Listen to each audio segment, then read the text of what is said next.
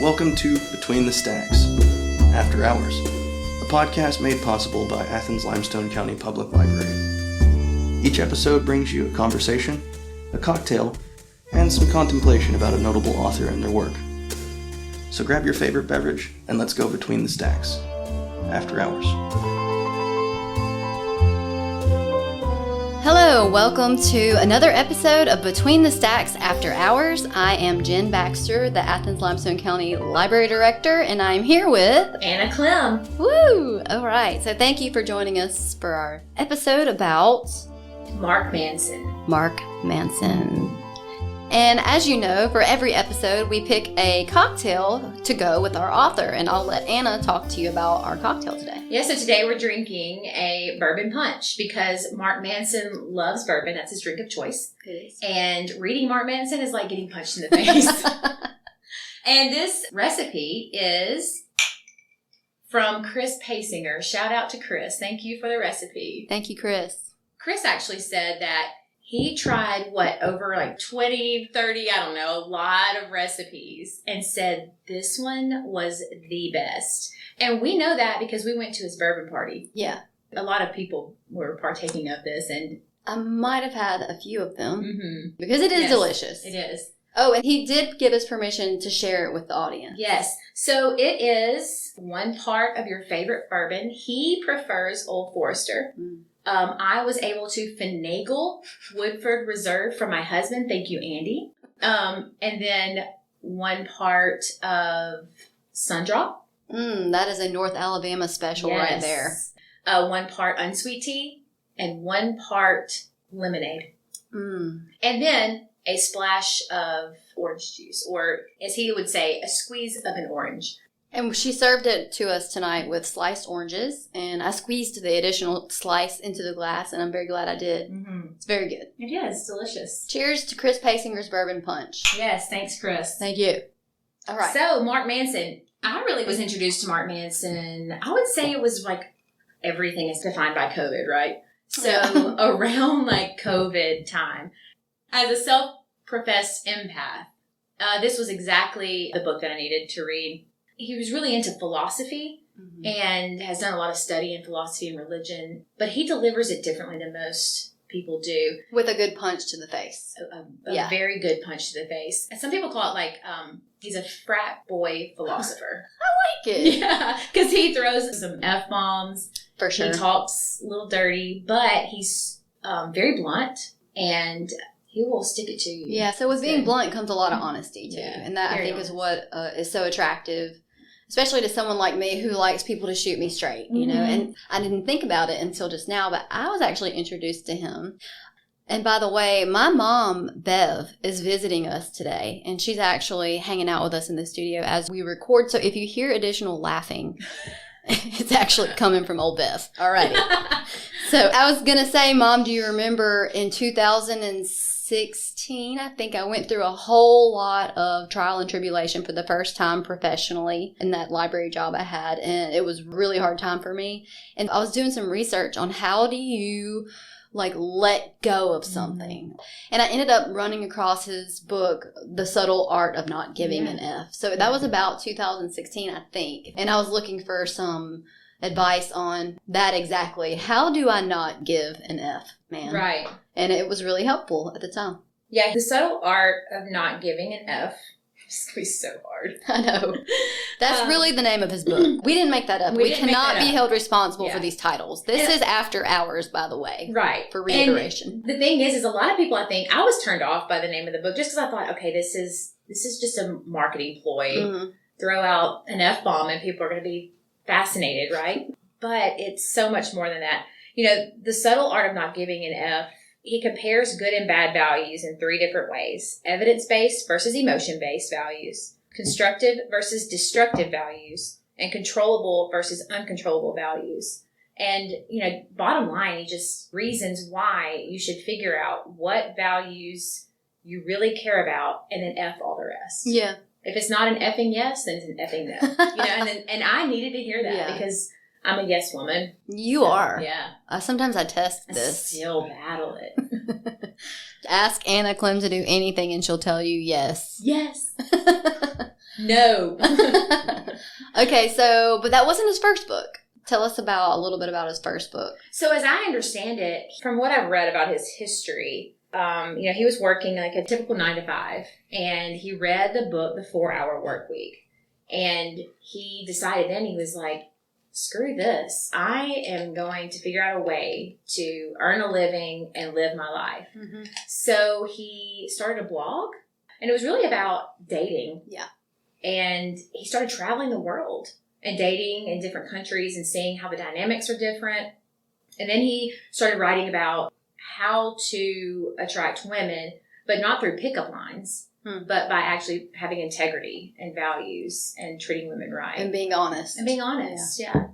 And this man is brutally honest. Can you imagine running into Mark Manson in a bar? How that process would go? You'd be like, wow, you look absolutely awful in that dress. And I'd be like, it's nice to meet you. But you know where this all started? No. So he moved to Russia in 2011, and he started dating. And he was in like a coffee shop or a restaurant with a woman, and he was talking to her, and all of a sudden the woman said, what you said was stupid. And he said, she just said it like it was just the next thing to say in conversation. It wasn't like, you're stupid. There was no emotional attachment to it. It was just like, what you said was stupid. Oh my God, I love it. And so he started to respect their brutal honesty. He was like, honestly, with their culture and with the political environment they have, honesty is really all they have. Yeah. So he was saying he just really appreciated it. And that's when he realized, Westerners, we're coddled. Mm-hmm. And we coddle each other without knowing it.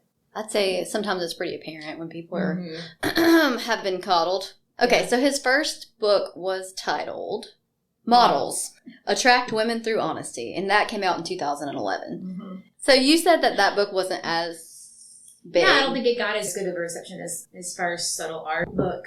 So I was looking at his website, just kind of reviewing things, and he talks about that blog and how it was the impetus for the second book he wrote, which is The Subtle Art of Not Giving an F. And that actually turned out to be a bestseller. Mm-hmm. And then he actually ended up writing a third book, which came out 3 years ago in 2019, called Everything is Effed, a book about hope. Yes. Now, would you say it was really a book about hope? Yeah. It was, but in a different way than you think.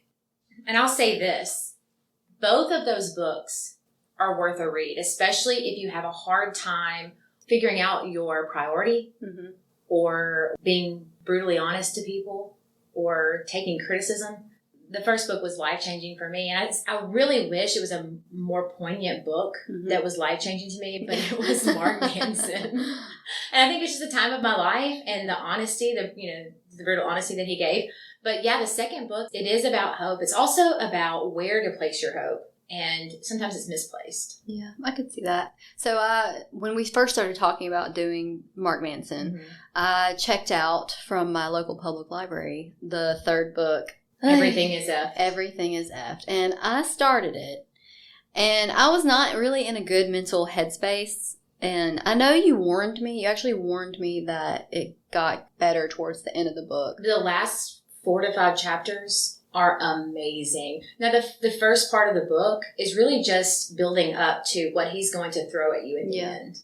And so it's needed. So stick with it. I had a hard time. And again, I wasn't in a good spot in my life. And so when I started listening to it, I was like, oh my gosh, this man, was that where people have no joy or beliefs? What is that? Nihilism? Yeah. It's super nihilistic, and I just was like, I can't hear this at this exact moment in my life, so I might go back to it.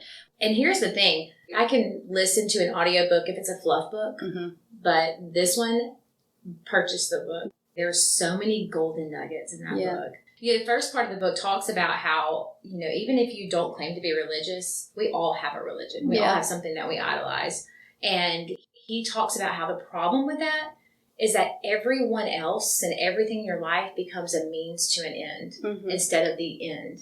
Expound on that. So he relates it to, say he wants to go get a burrito from Chipotle, and he really wants this burrito, right? Well, getting in his car, he doesn't want to, but he has to go get this burrito. So that's the means to the end. Well, let's say that the end is that he wants to please his wife by going and getting them both a burrito. Well, then getting the burrito is not the end. It's the means. And he's like, and that's okay if I want to make my wife happy. That's a good thing to want to make my wife happy. But then he goes on to say, what if I wanted to make my wife happy so I'll get lucky later? And he's like, then that's not really the value that needs to be there. That's an end, and it's not really a good thing to be make my wife happy. That becomes a means and not a really good one. Yeah.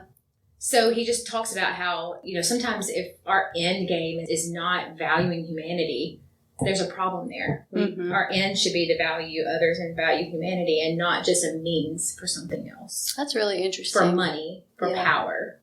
Wow. So all that to say that you're going to feel more fulfilled if you're actually loving people and finding a way to serve others. Yeah, it's really good. So he actually, Mark Manson actually was an assistant or maybe a ghostwriter, wrote the book Will. It's defined as a biography / autobiography. Mm-hmm. This book came out in November 2021. And we all saw the most recent Will Smith controversy. Mm-hmm. So it's kind of interesting that Mark helped write this biography / autobiography of Will Smith, and then that actually happened. Right. And what's even more interesting about the book that he wrote and the timing of it before this controversy with the Oscars, this is what the Will the Book website says about the book. Will Smith thought with good reason that he had won at life. Not only was his own success unparalleled, his whole family was at the pinnacle of the entertainment world. Only they didn't see it that way. They felt more like star performers in his circus, a 7-days-a-week job that they had not signed up for. It turned out Will Smith's education wasn't nearly over. It says this memoir is the product of a profound journey of self-knowledge and reckoning with all that your will can get you and all that it can leave behind. So on Mark's website, he has a whole article, and it's titled 3 Life Lessons I Learned from Will Smith. Mm. He says he did 12-hour days every day for 9 months straight, interviewed Will, got to know Will. Okay, so the 3 things that he learned about life from writing about Will Smith: there's no such thing as just business. Everything is personal. For me, it's not actually winning unless people are happy that I'm winning. The last one is, the trick is you bite off more than you can chew, then you chew it. Yeah, that's what I guess I take from it, is if you commit to it, do it. Dwizzywid. Do what you say you will do. Yeah, it's something we learned in my MPA program. Nice. It's a legitimate leadership tactic. And I agree with that. Yeah. So that's interesting that he wrote this book with Will about the self-awareness, and then soon after the Oscar debacle. Yeah. Well, I mean, hey, maybe he just felt what he was feeling. Ooh, use his feeling brain. He used his feeling brain and not his logic brain. Yeah. But at the end of the day, he stood up for what he... It seems as though he obviously feels very responsible for the fact that his family is in the spotlight. Will was at the Oscars this year because he was nominated for the movie King Richard. Okay. Just from reading about this memoir that he and Mark wrote together, it seems as though a lot of it is about the fact that he feels responsible for his family being drugged through the entertainment world. And the industry. But Jada was already famous, though. True that. And then, also, they capitalized on their children. They allowed their children to be in the entertainment industry at a very young age. Yes, it was his choice. Yeah. It was his choice, but maybe now he's more regretful of that. Maybe. I had no idea he co-wrote that book. I'd be interested to see the process and if it was really in Will's personal voice or if there was more of a therapeutic. And on Mark's website, it says it was 2018 and he was actually writing 3 books at the same time. The Everything is Effed book, which we've talked about. The Audible original Love is Not Enough, which I haven't actually heard of yet. And doing research and interviews for Will's book, he said it was 12-hour days every day for 9 months straight. There goes that 4-hour work week. So, a quote from Will. The trick is you bite off more than you can chew, and then you still chew it. Your mind always believes it can do less than it actually can. It will tell you it's too much, to stop, to take a break, to cancel this or that. But your mind will lie to you to keep it small. To kind of take his words and rearrange them. He's like, hey, you feel like you have limitations? That's false. Right. Just keep going. I mean, if anybody can give us advice on that, I guess it's Will Smith. True that. So another thing that made us decide to talk a little bit about Mark Manson tonight is that we were actually both getting his newsletters into our inboxes. It's called the Mind F Monday. Yeah. And it's great. It's fantastic. Mm-hmm. It's like a bit of wisdom in your inbox every Monday. Mm-hmm. So I'm looking at his website right now. The name of his website is Life Advice That Doesn't Suck. And so, and again, he has put out so much. He's done a ton of articles. He actually has something called Best Articles.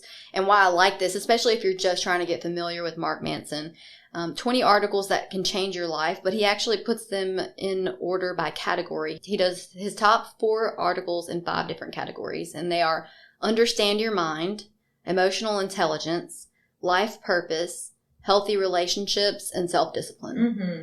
So this is a really good way if you want to just kind of sample some of his thought process and the way he writes and thinks and shares. This is a great way to dive into it a little bit. Another thing that I did to prepare for this, because you're the book reader, I was surprised. Yeah. He has a lot of videos on YouTube as well. Of course, there are videos where he does speeches and talks, but there's a lot of really small vignettes where he just drops a little wisdom bomb. And you don't have to spend too much time. You're like, oh, that was really cool. Yeah. So he also, in Everything Is Effed book, one thing that really stuck out to me too, that really touched me, was he talked about the burning monk. The guy who lit himself on fire? Yes. Yeah. Quang Duc. It was really an act of defiance and of protest with the corrupt government. There was oppression on the Buddhists in Vietnam. And he was actually like a master of meditation. Wow. And so much so that he had created such self-control over himself. So during the act of protest, he quietly and calmly walked out, sat on a pillow. He meditated, said prayers. Another monk poured gasoline all over him, and then he lit a match and lit himself on fire. And they said the most poignant thing or the most moving thing about the whole experience, and everyone that was watching said that he did not move a muscle. Wow. And can you imagine the pain, right? And so Mark Manson relates this to the fact that pain is inevitable, but suffering is a choice. Wow. And so he was able to have so much self-control that he was probably in an immense amount of pain, but he had so much self-control that he was choosing not to suffer. You know, most people would scream out in pain. Yeah. He did not until he just all of a sudden his body collapsed. And that was just so moving to me to think, you know, we are going to be hurt. Yeah. I mean, that he says that pain is inevitable. But it's your choice whether you use it for good and for a growing moment or whether you choose to just suffer. Yeah. And a lot of times, one thing that kind of drives me nuts is people who choose, because it is a choice, choose to stay stuck in that painful moment in their life, even when it's years past, you know, and they're still talking about it and still living with that at the forefront, because as the listener, you know, you want to say at some point, dude, move on. Or figure out how to learn from this and use it for the betterment of your own life and others. Right. Yeah. That's true. It's really good. Yeah. One of the videos I watched, he was talking about life purpose. And basically, he says the idea of finding your specific purpose is overhyped. Like, okay, you want to find your purpose? Well, get out there and do something, because whatever you're doing, do it well, and you're going to find some satisfaction in it. There isn't one specific thing that you have to find. Right. And that we're all convinced. It changes throughout your life. Exactly. Well, we change so much. Yes. And that's okay. That's normal. So, of course, your purpose may change alongside that. And again, you know, it really, as we're talking about it out loud, it goes back to that choice where if you're in your moment where you are and you are focusing on what you're doing at the time and you're finding fulfillment in that, then that could be your purpose, or it could not be. Or it's like the falsehood of finding the one. There is no one purpose for yourself. Maybe our entire purpose is to be good at what we're doing at the moment and find that contentment. When I think everything that you are in and you feel fulfilled by, it will lead to something else. And then you'll look back and say, well, I know why I was there in my life, because it led to the next step. Yep. And one of my favorite quotes someone used to always say to me is, sprout where you're planted. Because, you know, we really can't be anywhere else except exactly where we are. That's right. So we often talk about emotional intelligence when we're in this room, and I'm just going to name the top 4 articles under the topic of emotional intelligence. The first is F Your Feelings. the best starting place to understand your emotions and your relationship to them. So, and I think, again, he talks a lot about how feelings are just an indicator. They're not everything. Yeah, and actually, Everything is F is really all about your feeling brain and your thinking brain and how they're both important, but we have to learn how, and that's self-control, is learning how to have those meet up in the middle. Yeah, and it's funny because you and I had a specific conversation where I was talking about something to you before all this, and I said, I have like an emotional brain and an emotional reaction, and I can tell because there is a logical side to me, and they're separate entities, and they don't always jive, Yeah, and side note, it's funny, in Everything is Effed, he talks about how there was a time in early in the 19th century where women did not smoke. It was a gentleman's thing. It's like, women, don't you do that. It's just for men, right? You can't vote or smoke. But then they hired this, I cannot quote who the marketing person was that they hired, the Tobacco Association. And he realized that people make purchases and do things based off of emotion. And he also realized that by women not smoking, you were missing out on a whole demographic that you weren't selling to. Yeah. So at the Macy's Day Parade, he had a bunch of women who were in the parade, and at one point, he had them all pull out cigarettes and look glamorous while smoking their cigarettes. Wow. And he said all of a sudden, sales skyrocketed. Wow.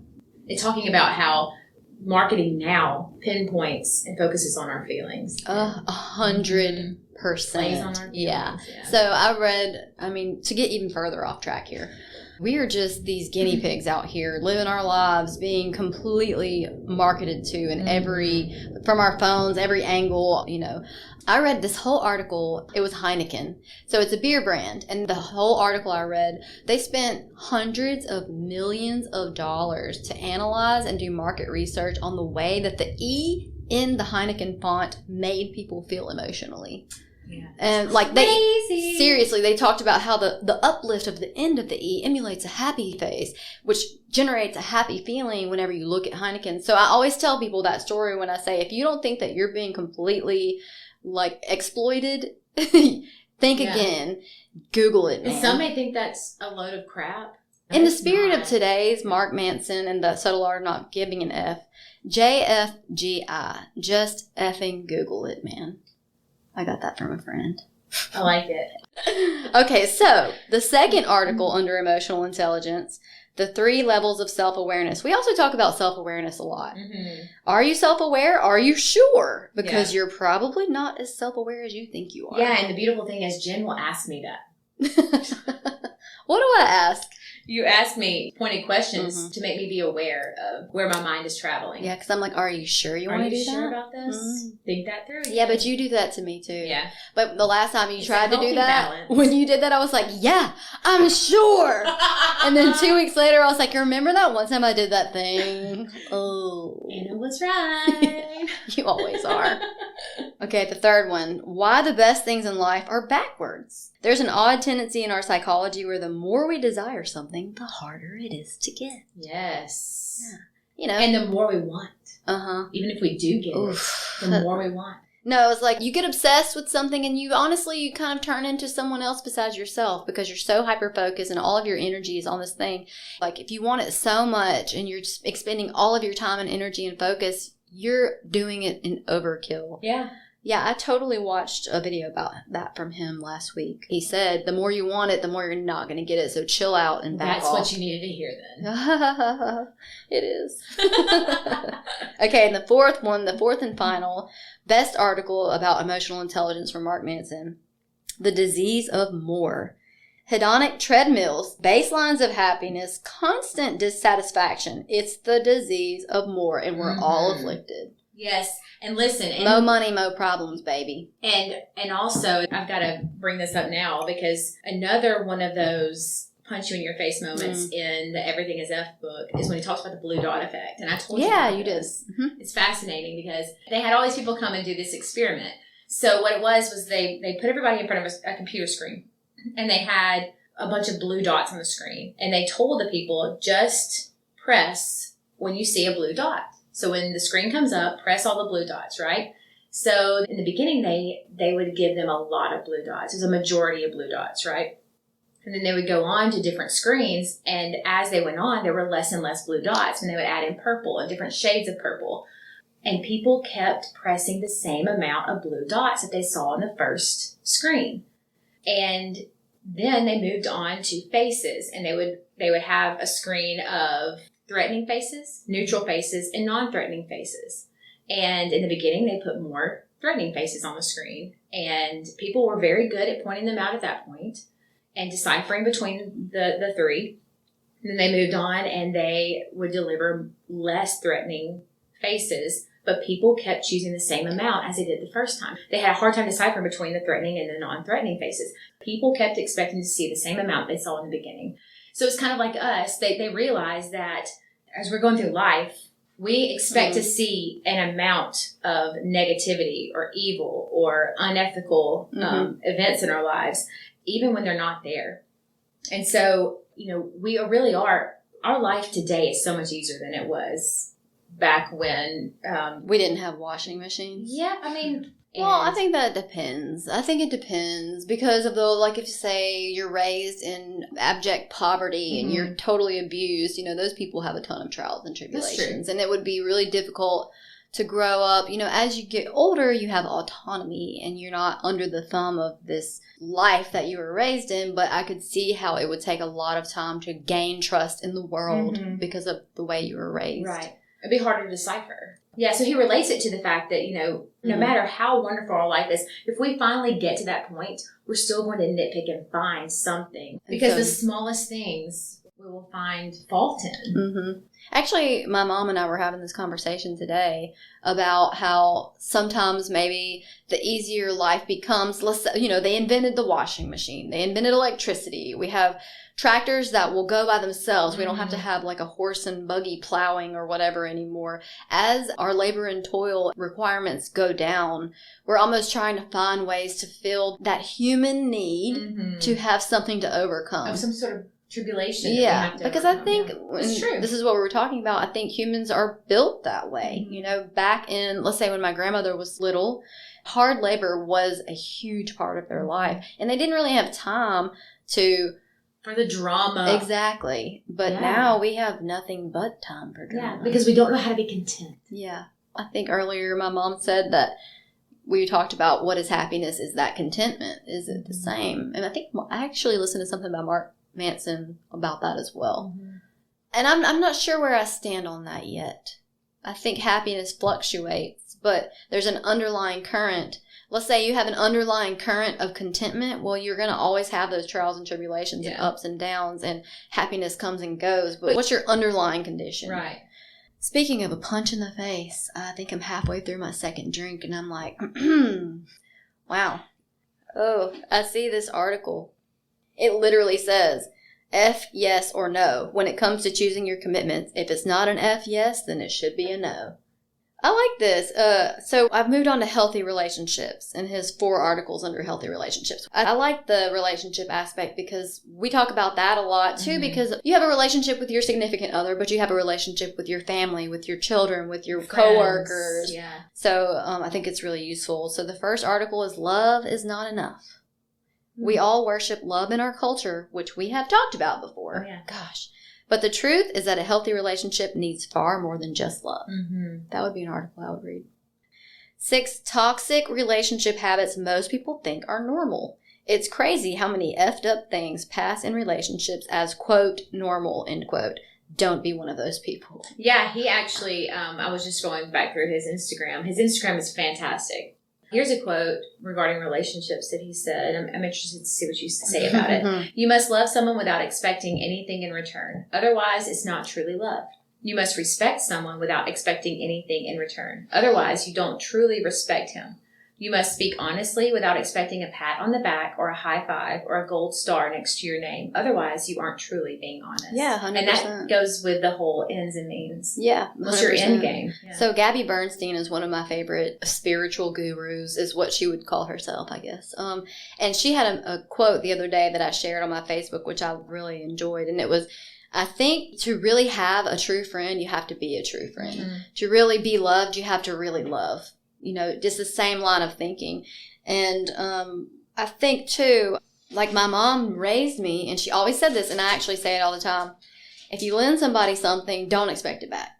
Because if you make a commitment and a choice to give, Mm-hmm. then you're giving out of your heart. And if you have that expectation of return, then you're already setting everybody up for failure. Oh, wow. Yeah. So you still have to give me my dresses back. Hook me up with some ice. Will do. Okay, in his last article under healthy relationships, How to Let Go. I need to reread that one. A deep and psychological look at what happens when you lose someone or a relationship that's important to you, with advice on how to cope. Bookmark. I like it. And you know, Mark Manson, I'm pretty sure he's probably atheist, but he does base a lot of his beliefs. He feels very strongly about Buddhism. And so he gleans a lot of life lessons and values from Buddhism. And also in the second book, Everything is F, he's talking about how there's a lot of values that religion can glean from the secular world, and that we should be living in this world like it's our own personal heaven, in a way that we treat others. And, you know, in a way, this world should be our end because of the way we treat others. Right. And not just a means. Well, at the end of the day... To gain a reward. Right. And some religions do teach that, but I do think that at the heart of it, a lot of religions get it wrong in the fact that we do end up treating humanity that way. That would be... It's really, again, it goes back to human nature. Humans have so much tendency to judge and to hold their value system higher over others. A holier than thou really mentality is, well, this is what I believe, and if you don't believe what I believe, then clearly you're going to go straight to H-E double hockey sticks. Yeah. You know. So Mark Manson, so he is married now. He was like a self-professed bachelor, and he never thought he would get married. But he had a blog about how to pick up women. Yeah. And he met his wife, Fernanda, in a nightclub in Brazil. It says here, although he had previously built a career about being a pickup artist, he said he didn't use a creative pickup line to approach Fernanda. It was just, "Hi, I'm Mark." And our relationship began. That's sweet. Yeah. So... he was a pickup artist, but then he talked about how to pick women up through honesty. And there's nothing more honest than, "Hi, I'm Mark." That's true. He took his own advice. Oh, and he landed Fernanda. Sure, she's a hottie if she's from Brazil. She must be. So she's probably a good dancer. Those hips don't lie. So this, here it says... After graduating from Boston University, Mark found himself aimless and recovering from a breakup. He soon landed his first professional job, but he described it as a nightmarish cubicle abyss type job. Quickly realized he needed to go in a different direction and decided to leave the job after only 2 months and focus on some new online business ideas with friends. Talk about some guts. Yeah. Yeah. But I guess if you're truly miserable in something, take the leap. And so then he started a blog offering dating advice. He spent the next 7 years traveling around the world to over 60 countries, delivering dating and relationship advice through his blog and offering personal coaching. How can you get dating advice from a bachelor? I know, right? Unless that's your end, is just to date around. Whatever. I mean, I don't know. He's not giving marriage advice, Jen. He's giving dating advice. How to be a player by Mark Manson. Wingman for hire. Okay, so we talked about Alain de Botton. He started the School of Life. And actually, I got really excited when I got this newsletter from Mark about how he was starting the Subtle Art School. Did you sign up? I haven't. I think you have to pay for it. But do read his books. Yeah, do. And they're free at your local public library. So with the Subtle Art School, you get 6 core courses, monthly live webinars, 3 bonus courses, exclusive bonus content, and more.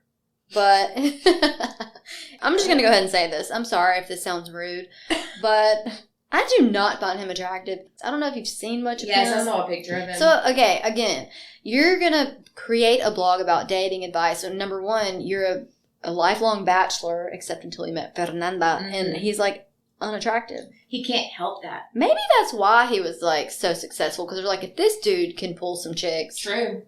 It's only $150 a year to join the Subtle Art School, or $20 a month. I'm good. I spend that on shoes. Hey, how do I pull in my dudes? Check out these Vejas. I don't invest in the Subtle Art School. I invest in these horribly ugly Reebok-esque shoes. No wonder I'm single. How much for those shoes? I'm not telling you. In 10 years, I'm going to look back at photos of myself wearing these shoes and going, God, what was that thinking? No, in 10 years, you'll say, oh, that fits feet. Who cares? That's what Bev, good old Bev, was saying earlier in the car today. She's like, wait till you get my age. She's like, I throw my hair up in a ponytail and walk out the door because I don't care. Spoken from the words of a woman who's been married for 1,000,000 years, though. As a single lady, I can't walk out the house like that. That's true. Because when I'm attractive, I'm still not attracting, okay? Maybe I should try Bev's method. I don't know. Anyone like Joey, he appreciates my honoriness. Honoriness. Mm-hmm. I like it. 10 points nice. for Gryffindor. Honoriness. Okay, I'm Googling that. This just went awry. Orneriness, to talk about the quality of being stubborn. Ornery. These drinks are so strong. They are super strong. I was like, this tastes like water. Now I'm like, orneriness. Oh, so, okay. To try to get this train back on the track. Derailed. Oh my God, I can't believe there's only been one train. What's up with tonight? No. This is rare. They found a dead woman on top of the damn train 2 months ago. They did. How'd she get up there? Was she killed They herself? think that she jumped off in Nashville and then her dead body rode the train down here. I guarantee you she wasn't trying to come to Athens, Alabama. You never know. She died. She's like, oh, God, Athens. I'm Plan. dying to get that. Way to go, Mom. That's our new slogan for the city. Dying to get to Athens. Oh, my word. Well, I tried, and I'm going to try one more time to get back on track. Sorry, we're done. It's the bourbon. So, another thing from the Subtle Art of Not Giving an F that really, really spoke to me, he talked about how you should only allow so many people in your life to really affect you and let their opinions matter in your life. Yeah. And he said, sit down and write out, make a list and then mark off 2/3 of those and keep only like 4 or 5. Yeah. And they may not be your parents. They may not be your siblings. May not be your best friend. But you have to figure out who you're going to let affect your life and that opinion matter and then screw all the rest. Yeah. I naturally want to please. I'm a people pleaser. I want to please everyone. And I found out that when I whittled that down, it was such a relief. It was so liberating to be able to say, hey, this is one person that I'm not going to let affect my mental well-being or my emotional well-being. Yeah. That's why God put us together, because I have absolutely zero problems telling people no. None. And I have all the problems telling people no. I think I'll just read a couple of the titles of the videos that he has posted. Like when I get ready in the morning for work, I want to listen to a little tiny bit of advice for the day. And they're relatively short, most of them. And it's just a perfect moment to kind of set the tone of the day. So vulnerability and avoiding manipulative relationships, how to deal with any life problem, how to change your thoughts and beliefs, why the best things in life are all backwards. And that was one of the ones I had watched. Be with someone who is excited to be with you too. Simple. Ooh. Grow from your pain, which you talked a little bit about. Yeah. Read more books, okay, at your local public library. Paradox, befriend your demons, and stop trying to be perfect. I think a lot of what he talks about hits so many of us because, again, we're just humans and we're just trying to make it and we're just trying to get, I don't know, maybe find contentment. Yeah. And he provides a lot of those tools. And practical. It's very exactly. practical. And like everything's cool. Everything's fine. Nobody's perfect. You don't have to think too much about it. And that's where I come in. I'm over analytical. Oh, me too. The way he speaks is good for me because no it's nonsense. Stop overthinking it. Here's a quote that I think speaks to vulnerabilities and in relationships. And it says, being open with your insecurities paradoxically makes you more confident and charismatic around others. The pain of honest confrontation is what generates the greatest trust and respect in your relationships. Yeah. Suffering through your fears and anxieties is what allows you to build courage and perseverance. And I think we've talked too before about the idea of vulnerability leads to the ability to become closer to somebody. Because you're opening up and you're saying, look, I'm not perfect by any means whatsoever. And these are the reasons why. Right. Because it makes it so much more realistic. And authentic. You're just authentically yourself. And I think that enables the other person to say, ooh, phew, they're normal like me. I think there are a lot of people in the world who don't do that, and it's a disservice to everyone else. And how hard is it to become close with them? It's very hard. I know. Well, you can feel it. Yeah. You know, you can feel it. Authenticity. Yeah. 100%. So to wrap this up, I'm going to share a quote from Mark's third book, Everything is Effed. He does a good job of wrapping up everything that he shared. So instead of looking for hope, try this. Don't hope. Don't despair either. In fact, don't deign to believe you know anything. It's that assumption of knowing such blind, fervent, emotional certainty that gets us into these kinds of pickles in the first place. Don't hope for better, just be better. Be something better. Be more compassionate, more resilient, more humble, more disciplined. Just be a better human. I love it. Don't sit back and mire over things. If you want to be something, do it. Yeah. Live it. Take action. You can't change the past. You don't know the future. All you have is the current moment. Right. And if you want to do something differently, then take the actions to do it. Yeah. Well, thank you so much for joining us for another episode of Between the Stacks After Hours. And join us next time as we discuss someone else we haven't decided yet.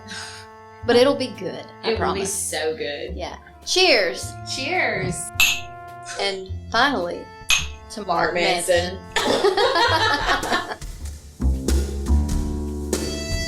You've been listening to Between the Stacks After Hours, a podcast brought to you by the Athens-Limestone County Public Library. Join us next time for another conversation and a close-up look of a featured author and their work.